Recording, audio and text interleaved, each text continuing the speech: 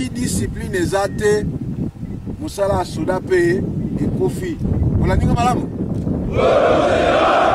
Le chef d'état-major général a également appelé le militaire à se préparer pour leur futur déploiement sur le terrain. Sika bozali awa esengeli boyeba ke même bisika bozali kokende kala te bokokuta bakulutu na bino ba ancien na bino bakoyebisa bino kaka discipline de mama ya nini mama ya mampinga nyonso na mokili mobimba. Soki discipline ezate batu bakotambola botaba. Soki discipline ezate batu bakotambola na désordre na loyenge pe musala mwasoda bokosala malamu te. Tokobatela pe eloko na lolenge sengeli te. Mikolo muke bozali kokende. Bozali kokende kosala musala ya leta ya kobatela ekolo ya kotelemisa mongona esika azali apusa na lisusu bisika mususu te. Mais pour que tout longa, pour que tout réussir, il faut nous cesser la discipline. Voilà ninga malamu. Discipline ya koyemba boye nana linga kango te. Nana linga kabuto alobi yango asali pe yango. Soda akuyi jamais kotambola akomi na nzela wono ngai na okende kuna te. O kuna eza molai ngana kosala boye te. Toko rappeler yo pe devant mibeko ya mboka bakotu na yo. Soko yekola ki discipline te c'est que ça soda te. Toyokani? Les centres d'instruction de Mora, situés à une vingtaine de kilomètres du centre-ville de Likasi, est l'un des pôles majeurs de formation de FARDC dans le Haut-Katanga.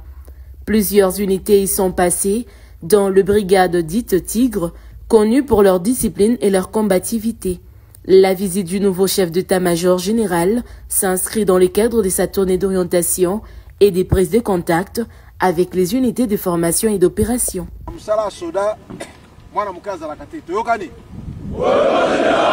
Makambo ya ba vieux ya ba grand weza te. Aweza pété na fonction. Toyokani? Conférence dans les médias des couloirs et du pouvoir mondial. Et dans cette guerre-là, Tshisekedi a marqué 10 points. Il ne peut se vivre.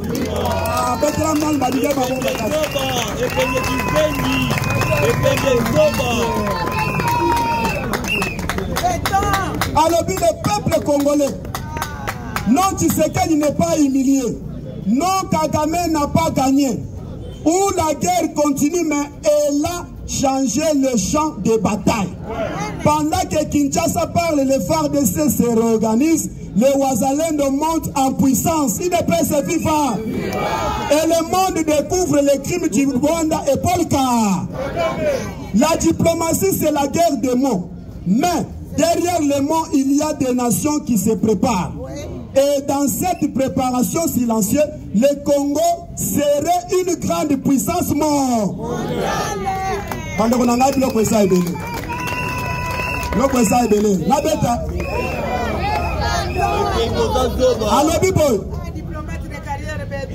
combat est long, mais pour la première fois, depuis longtemps, le Congo parle avec la tête haute. L'ennemi n'est pas celui qui tend la main. L'ennemi, c'est lui qui refuse la paix parce qu'il a besoin de la guerre pour exister. Alors, le réveil d'une nation. Le Congo n'a pas perdu. Tshisekedi n'a pas capturé. À Kagame n'a pas gagné. Ce qui est joué à Bruxelles n'était pas la fin du conflit, mais le début d'une guerre diplomatique mondiale. Où le Rwanda perd à peu son masque. Et tout géant congolais se réveille enfin. Il ne peut se vivre. L'analyse n'est pas d'un Français. Blanchard n'est pas français, c'est un Congolais. Blanchard Mouawa, patriote congolais. Puisque je lui ai suivi, à recadrer même ex-rebelle. Puisque Bango Baselaki qui est présent a déclenché Kagame, Naïna Gobetayo, Kagame, Naïna Zalibo, Zalibo. Maintenant, présent Tshisekedi est très sage en parlant. Biso de Toyebi, président Denga Salaka discours naïe, langage naïe. Yawana sengi se sanga banda kolanda parlement de bonne nouvelle génération. Pour banda kozwa mena matière. Mia mutali bosoko ko s'agiter. Woti sekedi atema bona eba Kagame. O mutoboy, mutami bale kabundu aza kutata na mayele te. Bande konangai. Même ba mindele. Alain Fleur le binon. Naebi Saki binon. Tshisekedi azoko kende ko préparer son pays pour devenir une grande puissance mondiale. Lelo Tshisekedi a genoué l'Union européenne. Lelo Tshisekedi a accusé l'Union européenne d'être derrière Paul Kagame. Il ne peut se vivre. Il y a un homme qui Donald Trump a qui a envoyé naïe. Ouais, ce qui will say Clark Wesley. Oya yakiwana. Avant, ayeba qui m'a kamwe bena basole. Gaina yo toeba puisque aucun journaliste, aucun même conseiller ça qui n'a quantité. Parce que tête à tête, bango mi bali sans caméra. Makamwe mena ba basole linga na bino to yebite. Il ne peut se vivre, mais il y a les décisions. Et puis le retour il y a présent Tshisekedi. Ça sera maintenant une grande conséquence pour les rebelles dans l'Est de la République du Congo. Il ne peut se vivre. Puisque trop c'est trop. Tant que c'est un lobby, cette forum, je vous mets en témoin. Et ça c'est un message. C'est un message. Yawando Moni Kagame, Bisika Vandi. Pour ça, mon atala Tshisekedi. C'est que c'est déjà le baki. Quand Kagame on atala Kakango Misu, Kango na réalité. Kajong, soki na tali kango misu, kataka na sebo. Yawano mo Tshisekedi, alobi discours na simple. Ayebisi Kagame bien. Papa longola ba militaire na yo, longola ba M23 na yo, na sol congolais. Ba longwa. Et ça message très fort. Yawano moni, ndaishimi ya déjà prophétisaki. Alobi cette guerre, ça sera une guerre régionale. Il ne peut se vivre. Ndaishimi alobi, dès que déjà Batu Baso attaqué Ouvira, Baso attaqué Ouvira, Baso attaqué Ngai indirectement. Maintenant, je veux agir. Ndaishimi a outil côté de plus de 22 000 hommes, composé 12 bataillons ici à République du Congo. L'Afrique du Sud a aussi s'impliqué. Sa présence dans l'Union européenne a encore représenté BRICS. Et ça pas embatté. Il ne peut se vivre. C'est-à-dire que Bapé c'est maintenant l'Union européenne, base en témoin. Il y a un maintenant cette fois-ci. Bapé Union sur l'Union européenne. Le président Tshisekedi a dit bien que la RDC n'est pas patron. Il y a des minéraux nyonso.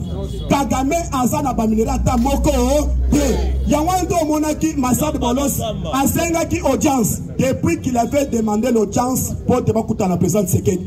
Président Tshisekedi a boya ngonde. Président Tshisekedi maboko makasi bande konanga. Yawando moni. Ba pays oyo babanda na sima ya Rwanda. Président Tshisekedi a accusé bango devant le monde entier. Maintenant bakosa lisusu ni bakosa lisusu ni makamwe bakosa lisusu te puisque président Tshisekedi a pesi bango beza atie dans de mutambo piège maintenant bazanango maintenant bango ne bakoyebisa Kagame papa tika na bitumba là le monde asikoyo to ko maintenant to ko tuluka maintenant akinya puisque président zoluka kinya assez ça le baki ce Kagame zoluka kinya total il veut la paix totale s'il peut la guerre totale Tosali il ne peut se vivre il y a un de moni maintenant ba Rwandais, même le peuple rwandais au mena baliga Kagame te. Ba mususu bazo c'est par rapport à discours ya président Tshisekedi. Pour pas qu'elle va libérer bango. Puisque na minute oyo, les régions nyonso est commis maintenant kotala que Kagame ne a commis qu'on perturber l'Afrique. Raison pour laquelle Tanzanie, quand on peut Tanzanie a commis un niveau, il y a quoi réagir contre maintenant Kagame. Kagame a tindaki batu par rapport à la mission à rater na Burundi. A tindaki batu maintenant na kati ya Tanzanie de façon que balongo la présidente ya Tanzanie bacha mutu na bango po bamona moyen ya baba na contre la partie ya Tanganyika. C'était l'objectif ya Kagame. Maintenant cette fois-ci gouvernement tanzanien balobi biso pe tokomi maintenant na danger pour nani puisque M23 bazo ciblé Tanganyika. Tabe bazo ciblé Tanganyika, bazo ciblé Tanzanie. Cette fois-ci, c'est que tout bande de la partie il y a Tanzanie. Tout bande de la mena Rwanda na katia Tanzanie. Il est se viva. Et puis à déterminer les sources et c'est une sous force tanzanienne va sécuriser toute frontière entre la RDC et la Tanzanie. Il est se viva.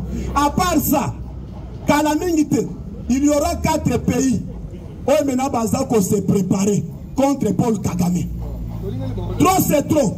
Yawando moni mabena bangwane bandesha kosonge la bango. Museveni na milito to na bino a. Museveni azok a perdre ba militaire. Maintenant ba radio na ye silence. Mwana na ye avani na ye akangi na ye munoko. Agwaya kolobeza puisque lubo yanka chama a frappé frappe moko chirurgical. Il est pas se vivant. Thomas Lubango, tel qu'il est là na Ouganda, aza entre la vie et la mort.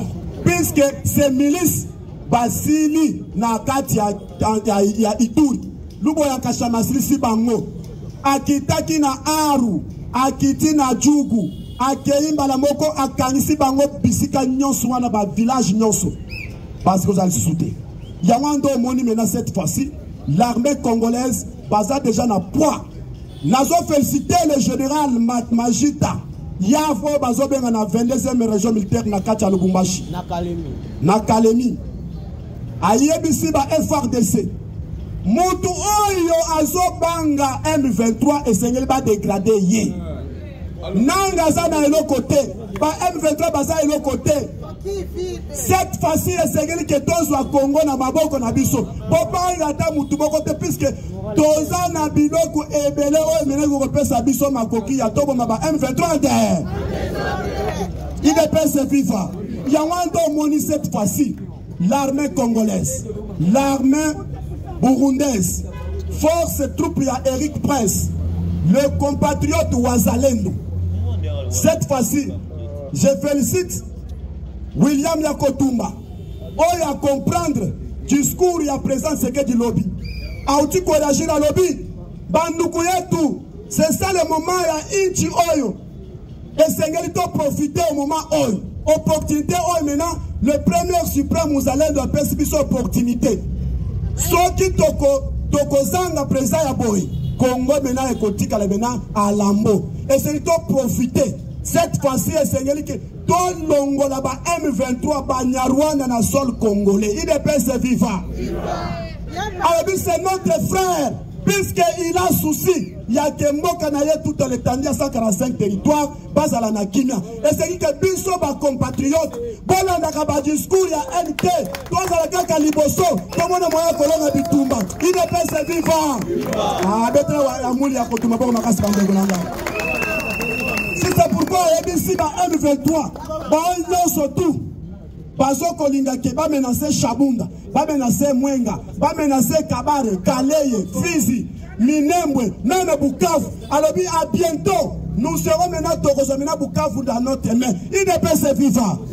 Après si pendant que la mission Bukavu lobby, Bozala maintenant, Nabanda Kunabino, à partir de 18h, Bokota Nabanda Kunabino.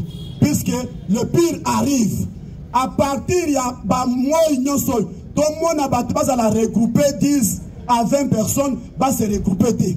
Puisque le moment où il maintenant, Banzela Oignon surtout, aux reliés Bukavu, et ça vide. Maintenant, tout ce qu'on a présence, il y a troupe, les FARDC. Parce que Kota, présence, il y a Rick Prince. Parce qu'on avance, il ne peut se vivre. Puisque à bientôt, Bukavu sera maintenant dans le prix dans les mains des Congolais. Nous allons maintenant récupérer cette ville, ça par force. Il ne peut se vivre. Yawando Monakit cette fois-ci, l'armée congolaise, l'objet où tu constats la sous troisième fois à rage, na Walikale, na village à Minjenje, qui relie entre territoire à Massissi et territoire à Walikale. Après bombardement, il y a pont Minjenje, par M23 Moutou Makasi, Mitou Makayabu, Batouane Basala qui est sous pont. Batali Bango Basisi pont. Quand Basisi pont, mon collègue Bosso va bombarder. Mon évalué Basali sous pont va bombarder. Troisième fois, va continuer le sous. Nous allons Basali mirage. Il ne peut se vivre. Même Nanga Tilé qui est là, Nanga a beaucoup pleuré. Pourquoi faire ça? Or, tu sais que tu connais sa diplôme, sa discours, quand il va se terminer. A comme quoi, tu sais que tu parles de la communauté internationale. Il dépend de vivant. Lobby Walikale maintenant va récupérer totalité quoi non stratégique. Minjenje, route qui mène Walikale Masisi. Chabunda, tu vois la Chabunda papa nangai. Bazui Mpeti, Bazui Mpinga, Bazui Makalembelembe de son pilage moko da kulakacha Walikale. Tous les 4 coins stratégiques va contrôler yango à main par le voyant militaire. Il dépend de vivant. Bakiti maintenant na Chabunda. Là où maintenant par réseaux sociaux à Rwandais, par Kosibino Mingi, puisque les Bazaka n'a pas doute. Mais, Bandeko, Bolanda Batouana, Batouana Baza déjà trop prudent. Tant que Bamona sur le terrain, Baza n'a pas cité. Bango ba intoxicarabino na ba réseaux sociaux. Mais na biso to ebe déjà bango, ba ki ko epate biso te puisque biso to déstabiliser bango, lukuta ba bango ti na so. Même RFI Azan capable à quoi sur bitumba kuna na STT puisque après ça capable là on peut se venir en faveur ya Banyarwan. Maintenant depuis qu'on déstabiliser France 24, RFI, TV5 Monde, moyen ya ba sur situation STT puisque ya bana ko pesa na ngabu na bango. Cette fois-ci Chabunda, oh Chabunda est tombé, Chabunda est tombé. Lege bino ok, pour Chabunda est tombé. Bande bareka basa batu yake okende okota na mboko na bango wana te. Puisque bango babanda kolite nini bazalaka na carré minier depuis Belge nan ba exploiter te ezalaka or ba minerai belé. Maintenant Chabunda est un territoire très étendu, est un territoire monene na Sud Kivu. Maintenant bango basala nini bamoni Zimbira est raté, bamoni Uvira est raté, Fizi est raté. Maintenant ba kanisa ke lokola Chabunda est ça isolé et c'est tokota na Chabunda. Par contre, na Chabunda, tous les tribus rega, bas civil, pas même les Wazalais, bas civil, cette fois-ci, si Toku faut prendre un boka oyo. Maintenant, dès que va exterminer Bango, quand vous payez l'armée, à peine quoi appuyer, quand vous payez Eric Press, à peine quoi appuyer, on a la que Chabunda et ça, on a dit 100%, aucun Mouniarou dans la Chabunda, il est vivant. Cette fois-ci, lobby na Goma, vers Goma, Sake, Mouchembere, Luchembere, côté ya ba village nyonso ça tout autour de l'entour ya Goma. Il y a déjà le pire arrive. Puisque même ba 23 ba moins déjà suspect na kacha na kacha Goma. Ba komi ko sala ba patrouille na moi, ba komi ko tia ba caméra par-ci par-là. Maintenant nyonso wana bazo détecter yango. Cette fois-ci que Kagame N'absolu qu'avant comme le 15 octobre, Bokoyo Kamena Kagame a causé menaçon. Ce qui a kébité Tokola directive à Kiga. Merci beaucoup, Lobby Toku Kagame. Wazalé de Betela, Wazalé de Maboko Makasi, Maboko Makasi, Maboko Makasi, Maboko Makasi. Zamba Pangolayo, président Mia Kessika Zalé Sobongama Kota, Papa Stani Pe Sobongama. Wana professeur à Sokota, de Betela professeur Maboko Makasi, Maboko Makasi, Maboko Makasi, Maboko Makasi, Maboko Makasi. UDPS viva. Moi j'aimerais Yonanga Tobeta siffler Milolo Maboko pour na Fati Béton. Tolo. Obino pe bopé sa ngata miliki. Te bopé sa miliki.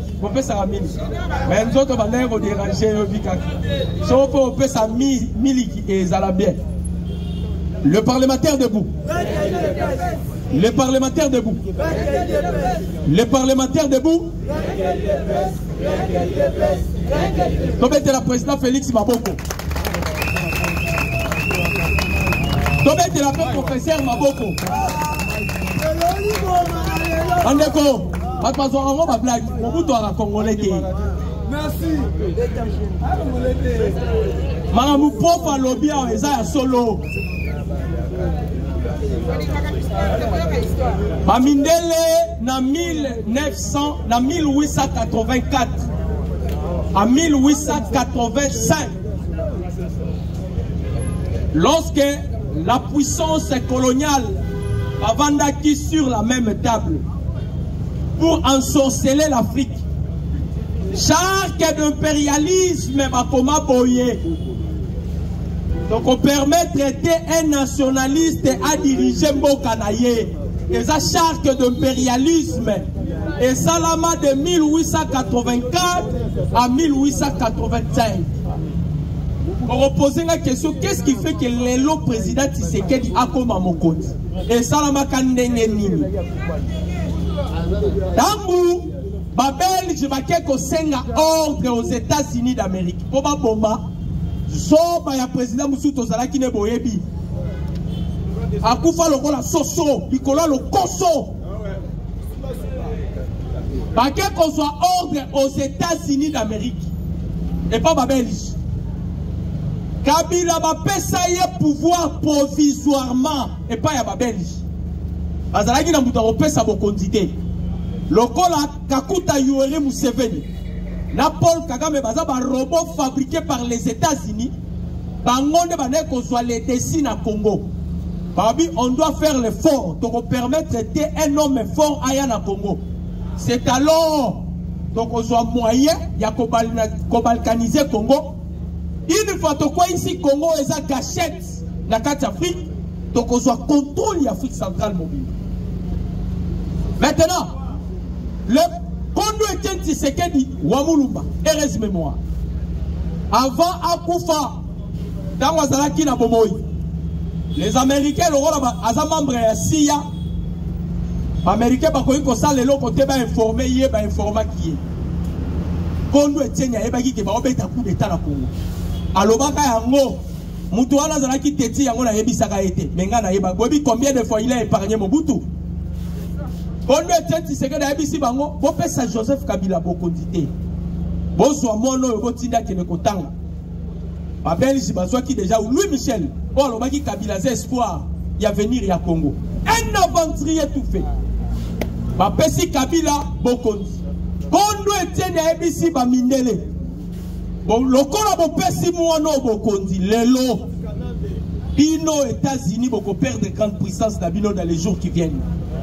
Amérique, Lelo, est incapable de déloger Paul Kagame na Est. Conseil de sécurité est incapable de mettre en vigueur la résolution 2773 avant de la Rassikoni. Atali Babel Jabi Bino Makamokoya Lobby. Car pour Bopesi Mouano Bokondi. Alors, les Américains vont se rendre compte que Malobo Kondo Etienne Tshisekedi à Lobaka et Kokisami. Basali ba manœuvre. Boyebi histoire. Mais alors, dans le Kondo accueilli, le président Tshisekedi Abiba qui on dirait Moutoye bien l'autre côté. C'est ça l'arme que le chef de l'État a utilisée. Après si bango ba fausse note, ba soyez faible, ba soyez bololé, ba soyez kizengi o Kabila koki ko manipuler.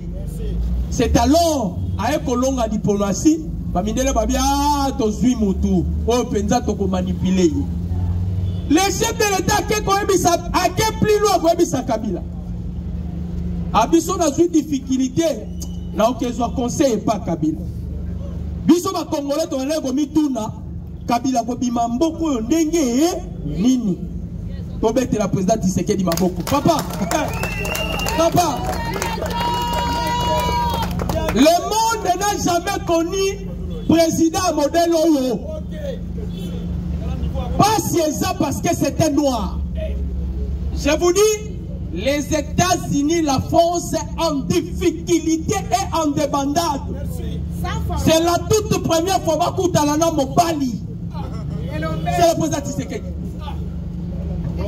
Nazo ça l'appel Yabasali Nandambe. Tous les c'est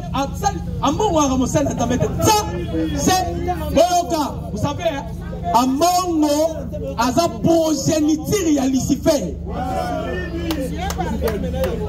A progéniture à Lucifer. Frigolé et ce monsieur, pendant ma cambo Congo, Kokufa Mounopolé, les Nenga Profalo. Amen. Nazala ndeko aza aux États-Unis. Azala muninga na ye, muninga na za mutaba formation. Ndeko wana benginga lobi monsieur, j'ai eu à parler avec mon frère ou à formation. Alors bi degré ya makambo Congo comme sur le plan spirituel, et ça sur le rencontre ça mutute. Yo zo so makambo zo le kalamboko na facilité. Bandeko, tous les esprits ancestrales ya Congo balamuki. Bakoko nyonso balamuki. Yango nazo sala appel na basali na Nzambe. Soki osala la kanganga ke consulter nganga na yo parce que awa eza koinda. Boye ba ke doa eza déjà corrompu. Les Américains, le président Tshisekedi n'a eu jamais confiance dans la communauté internationale.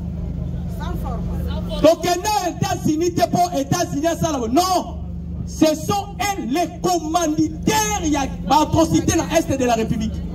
Les Américains. Batu va créer Paul Kagame, Batu va créer Museveni. Ah, Tozo Kende, Andeko. Soki lelo esengi to simba manduki to simba manduki.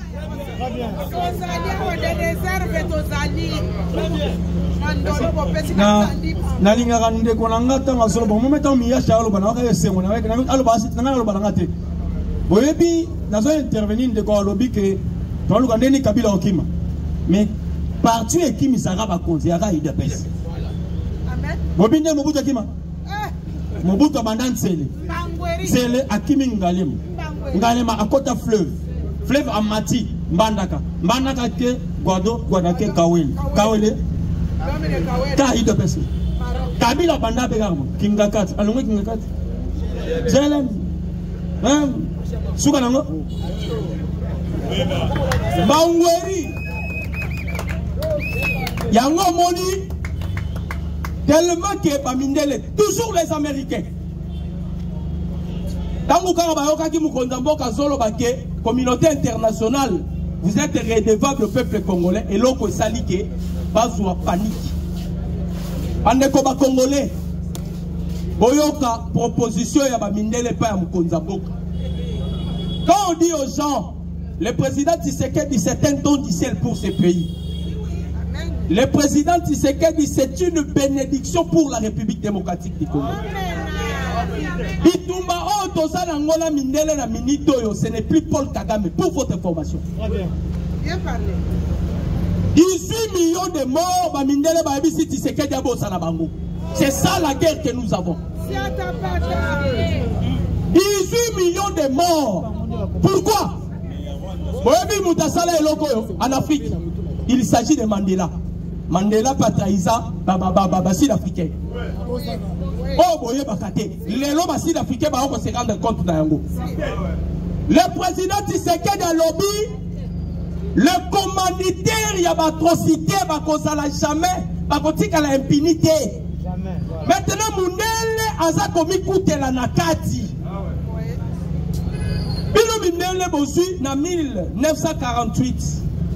Bokomeli biso charte pour le génocide. Les génocidaires nyonso bazalaka poursuivable.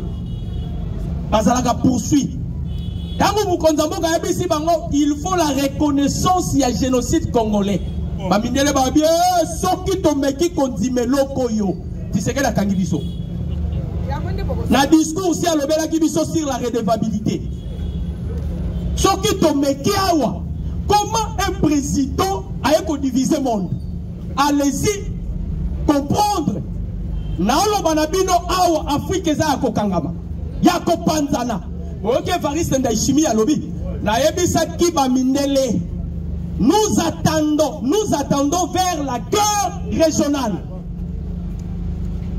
Dans la guerre régionale, Tanzanie, Burundi, Bazade Asimanabiso, Uganda, Kenya, Papa Oyazoba formation yo Sassou Batente, ce sont des gens manipulables par Yamundele. Le seul président a continué la carrière à Mindele était le président Félix. Voilà pourquoi Emmanuel Macron a tenu la délégation avant la chute de Goma. ABC Tshisekedi. Tolinga to kata makambo eza entre yona nani na Kagame. Mais conditions de pression, voilà ma français. Emmanuel Macron. Yo, il faut s'adhérer à la franc-maçonnerie. Yo, quel est le basala? Ce sont des religions occultes pour les Occidentaux. Vous serez facilement détecté, vous serez facilement renversé, vous serez facilement tué. Tellement que le président Tshisekedi ne fait pas partie de la bloc Kouana. Voilà pourquoi Moni, depuis Bazo Lukaye, nous avons des origines, sources et pouvoir ancestral Nabiso. Eza Kamba Nalak Mukamba. Eza Lao Bisika Bokonzi Nabiso Evandi. Le pouvoir est yaki. Pouvoir à Mukonzambo ke yaki. Mutomona ki Bokonzoyo, Eza ki Mwanda Semi. Yakanisa ki on dirait Yela Kiye. Asimba ki ango mabende me makiye na liwa. Lui il pensait que le royaume Congo nenge zozonga. Bandeko. Tovanda na Mobutu.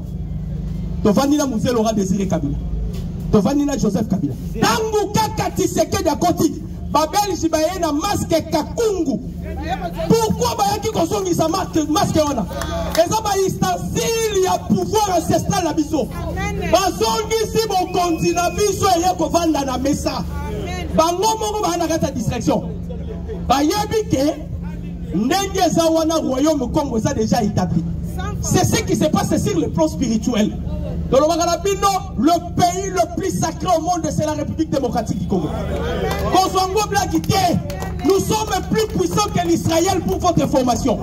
Parce que quand la Bible parle de l'Israël, on parle de l'Israël spirituel. La dème a bonté ya Isaac. Jacob n'a Isaïe. Ils sont au-dessus de Jacob. Et ça aussi comme Israélien babimi. Côté de la progéniture, il y a Édomite. Nzamba boya bango. Le peuple le plus aimé de Dieu, c'est le peuple congolais. Yo, Zoban, nos rêves. Papa, manque pas Molama.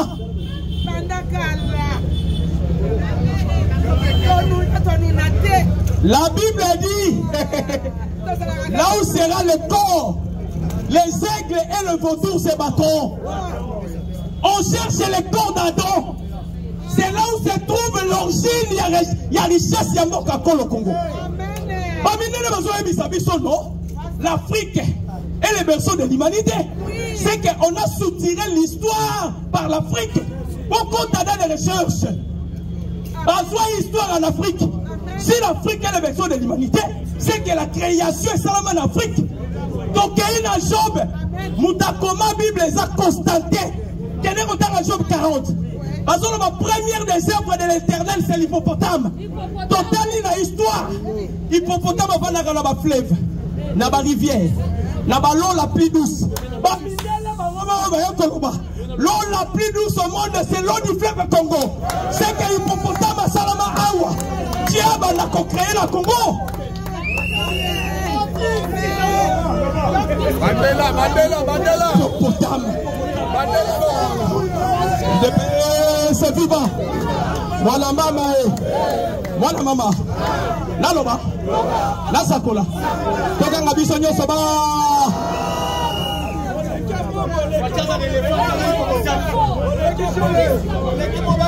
Joseph Kabila.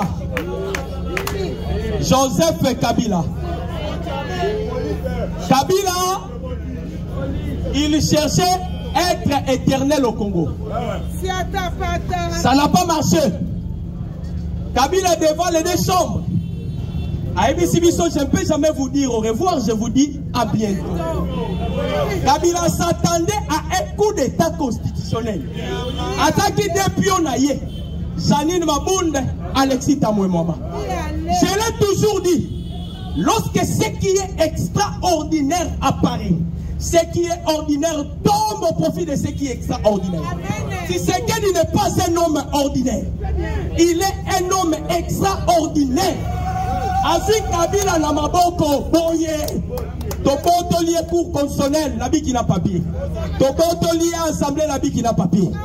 Les loyaux, Kabila amataka amata kitabao kangaye. C'est que l'église catholique bandaye ko c'est l'américain de baloba. L'américain peut pas boya, l'américain pas fani babi non. L'ici tamlia uti ko loba makamba souveraineté awa. Congo faut récupérer souveraineté naïe. Nous sommes un pays état souverain. Nous avons décidé pour Nabiso. Emmanuel Macron. Vous savez, Moutouazalaka représenté par l'étoile. Pour votre information. On m'a dit prof Nerazaboy. À sa étoile. Ce qui va reconnaître dans la Bible. C'était par les étoiles. C'était de mages. Macron a un magnétisme. Il y a une étoile bimi. Baluki ba bo étoile wana bazo bo mayangote. Toza ba étoile mais ton ngabi sonyo sonenge mon côté. Si c'est qu'il n'a pas de mandat, il a une mission. Azana mission. Yango monaki Tangoye. Alors non. Avion langa fona tango kimbangu. Moi je ne suis pas kimbanguiste. Je ne suis pas kimbanguiste. Mais je vous ai toujours dit, lorsque Dieu a visité l'Afrique, a visité les 3 prophètes majeurs. André Massoua, Aïkina Angola. Simon Itoko, Aïkina Congo Brazzaville. Simon Kimbangu, Aïkina Congo. Nabango Nyoso. Le seul prophète c'est Kimbangu.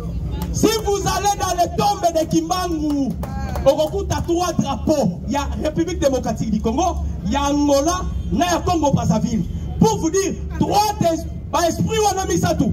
Et ça qui est incarné dans un prophète majeur qui est Kimbangu. Quand l'homme meurt, l'homme se sépare de son corps. En réalité, dans l'homme, c'est l'esprit. Ce qui a tout fait son esprit va quitter ses corps. Alors, la zone balabino, l'esprit de Kimbangu incarne dans le corps du président Félix.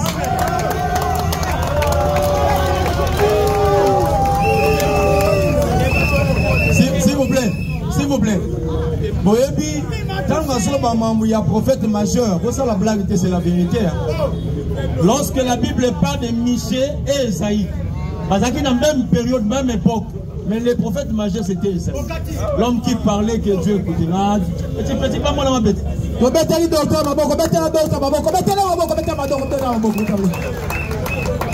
Mais, docteur, Otis Moyebaka, chef de programme à Sotala, il y a l'immotion de personne qui parlait pas professeur. Il y a mis balai pas Yanani, pas Miyake. Il y a mis ça pour le chef de programme à Sotala. Chef de programme à Sotala, Bokema. Voilà dans son côté, président de mon loto, analyse. Analyse à son côté. Voilà analyse à son côté. Tu mettez les mamans comme un casse, UDPS viva. Là aussi on a un éco-docteur à la musique, à la pembe. Nana mutuna mo na rotuna e. Bon excusez-moi parce que la paix sibino motete. Bonjour à tous. Na ina tuna e mutuna moko ya ngomte ko sunga ngai na kotie koloba. Tangu nyonso alekanaka awa alobaka souvent le président Tshisekedi apesaka ba adversaire na e fausse note. Boka kanto boka ngote. Lekana ko expliquer parce que nani ngana lobela ngo. Il est passé vivant. Donc, tu as une fausse note. Chef de modération, chef du programme, ngai ne faut narange. Atalinga lobino. Yo zapio na ngai na taka ona suka. Oh, Moloto, c'est un grand. C'est long hier, azomona que Moloto aza petit pour la nini. Azo fait sa fausse note. C'est-à-dire, azo cause on dirait yebité. On dirait azo maîtriser politique. On dirait Ayebi Makamote, Ayebi Terro, c'est bien manipulé. Oui. Ok. Oui. Nenge Yamora Lobaka, Nazana Biloko, Natabola papa Nanga, mais j'ai hérité quelque chose dans ma pesanga. Oh papa Nangwa Zarakate. Alors, Nazara la facilité, son avandina Moloto na Otso Lanaye, Naebi Maman, oh Moloto pour Kanisa Ponanga, oh Akoy Kosala Lobby Ponanga. Yami Bale, mon condambo Kanda Zoloba. Alors, je me laisse faire avoir. objectif nangeza na yeba place mayele no eza tangu na kobakisa mayele na ngala komi na mayele likolo na yo. Merci Lydie.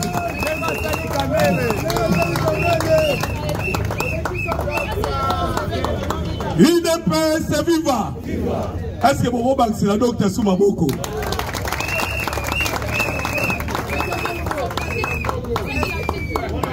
Nalingi nabeta lisolo parce que na minute na réseaux sociaux za yango.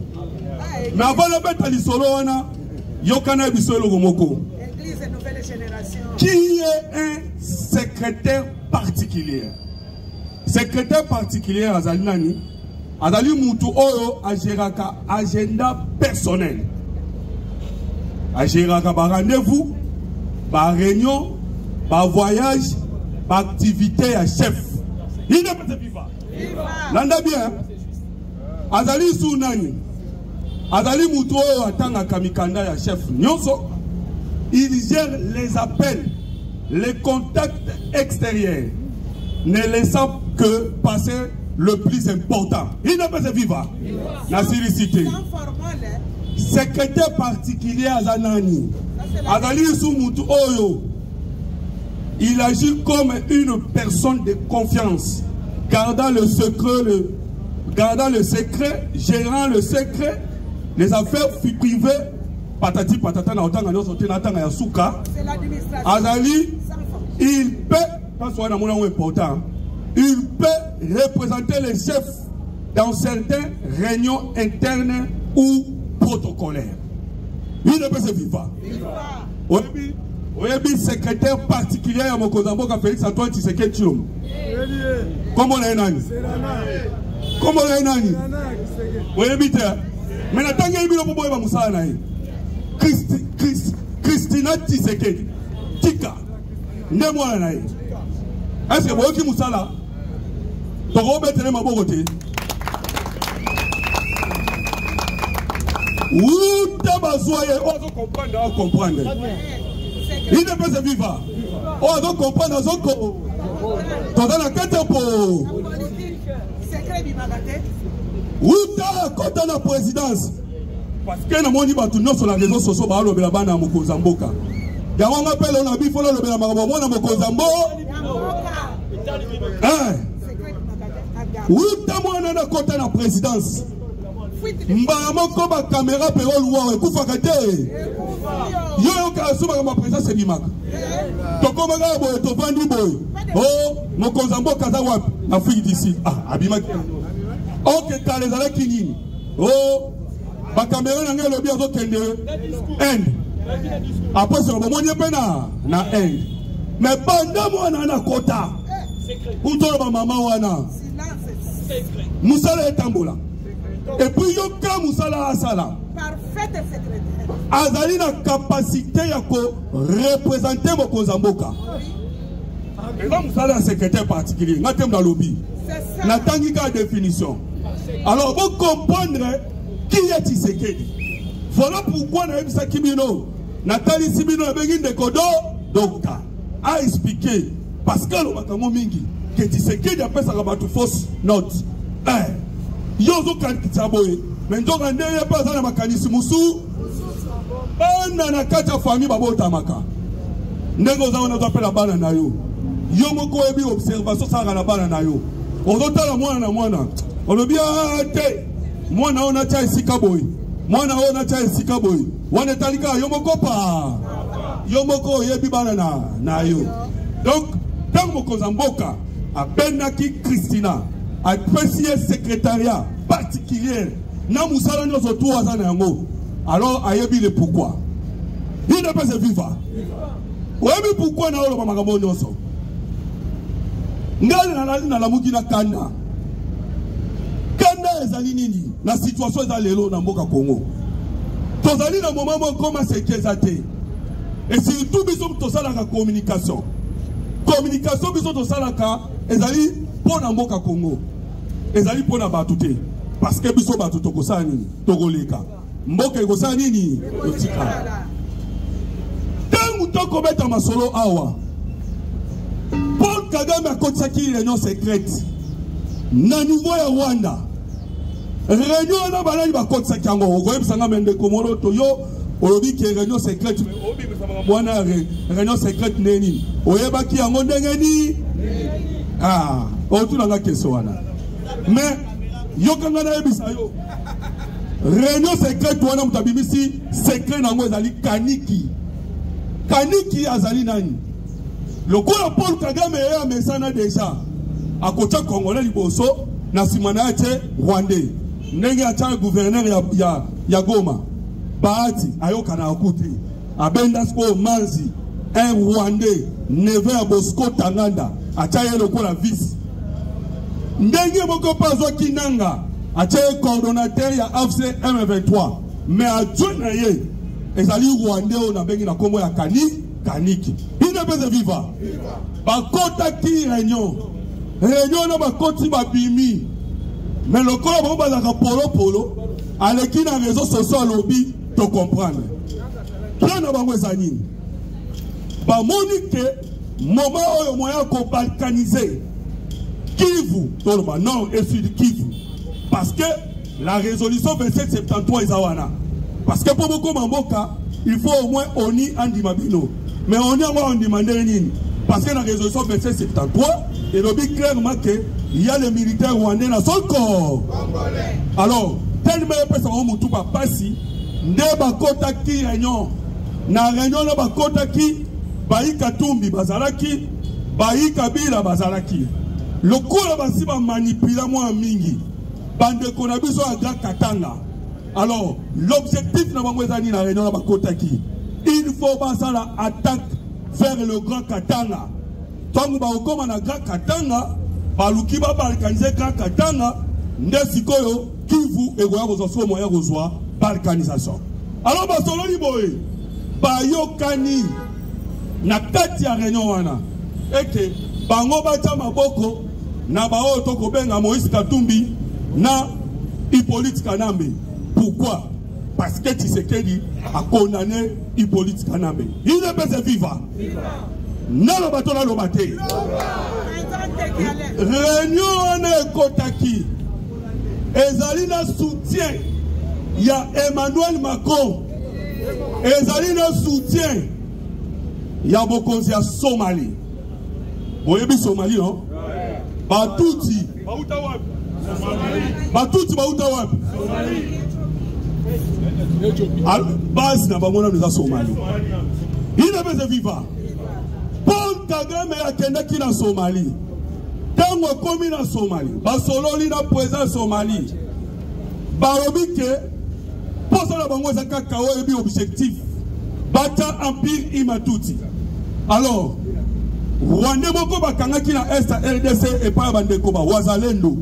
Ba pesa ki maloba interroger. Yebisa na biso.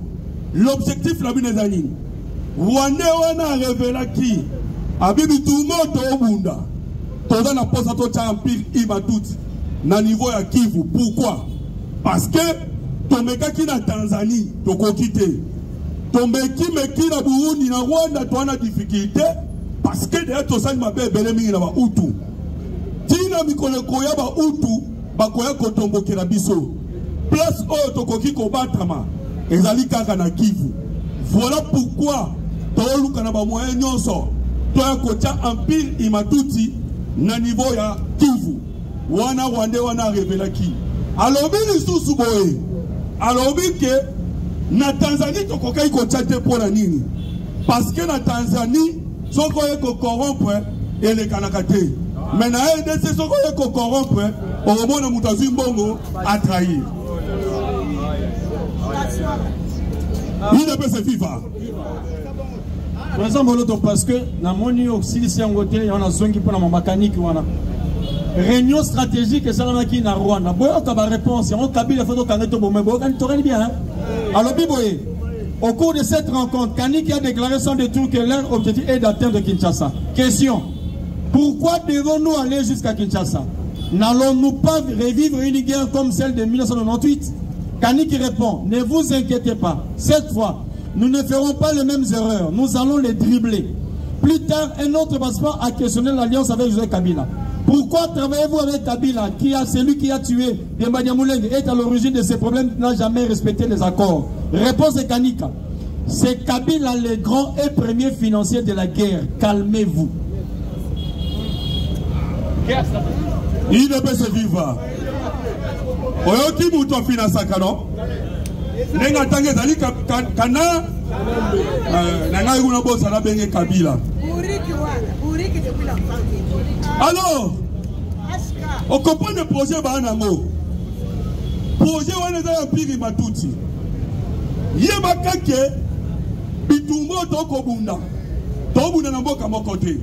Mais yoka sona biso Emmanuel Macron. Emmanuel Macron na niveau États-Unis d'Amérique. Tangu boyoka ki sommet. Makamlo so tomo na loyo et c'est décidé qui na sommet wana. Mokozamboka kutanaki na bato Eric Prince, akutanaki na Emmanuel Macron, akutanaki na mwa ba Américain belé, ba oto benga ka ba homme d'affaires. Mambole kana ke belé. Mais ngai na oloba mingi wana te. Nazali na mupanza Emmanuel Macron. Emmanuel Macron azala kacha kopo wana. Na ndenge nini? Posa Macron ezali Ituri. Voilà pourquoi nena betoli solo ya réunion le kanaki na Rwanda, ya Emmanuel Macron na posa Ituri. Boyoka ki déjà lobby. Ndenge te automatisa ki avion de chasse. Ezalaki wapi? Na Katanga. Mususu tomatisa kango wapi? Na Djougou. Wana pene lak Albert. Posa Emmanuel Macron eza Ituri. Pona nini Ituri? C'est parce que bango balobi ke na masoro basolaki na Tshisekedi.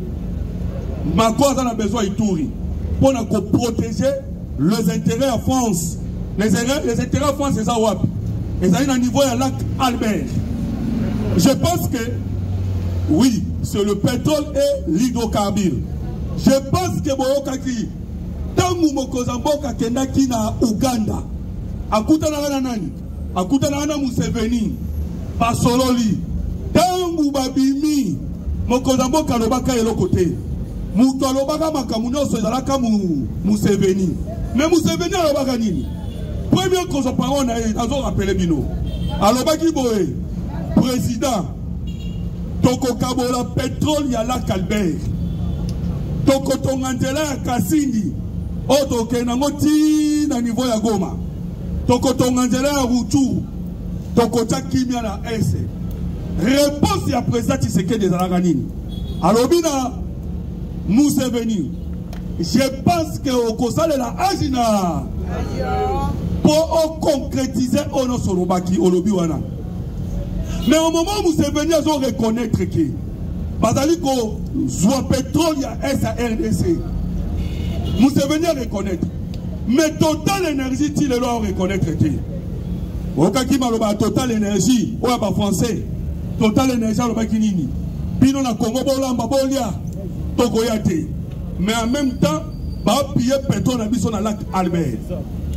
Décision est en Makisikoyo. Voilà pourquoi on a voulu croire que tomatisa qui drone, tomatisa qui hélicoptère, na lac Albert, pour na kolakisa Uganda que awa c'est qui est ça la gagnée? Il ne peut pas vivre. Tomatisi peut sous les avions de chasse. Oh on est dans un sika. Bah avion on a au moni mamataki. Tomatisa kengo wapi na kasho boy. Pourquoi na kasho boy? Il faut voir que Moussa les salama pour le côté les mela on ne se n'est azomeka. Dernièrement awa toutaki kokanga le numéro 1 des chefs rebelles o asala ki rébellion na na niveau ya Moba akanga makito zwaki na maboko. Tout ça c'est pourquoi ba ki kocha rébellion moko na Moba. Parce que ça dans la Moba, maï ezaliana auto bengaka lac Tanganyika, ozomona lac Tanganyika ba ki scope baluka, mais bazo ki difficulté pour moi ba ta base arrière na niveau ya Tanzanie ezate pour Tanzanie pe akobanga. Alors comprenez que ndenge bazo wana eloko ba ko travailler yango wana. Tellement ba message na réseau numérique na bango to bengaka rwandaise okoyoka bango nyonso bazwi dossier ya mwana ya Tshisekedi Anthony nde okomona ba Rwanda ba loba nyonso mais en même temps, ba communiquer peu. Pour ba yebi que ba Congolais ba dans la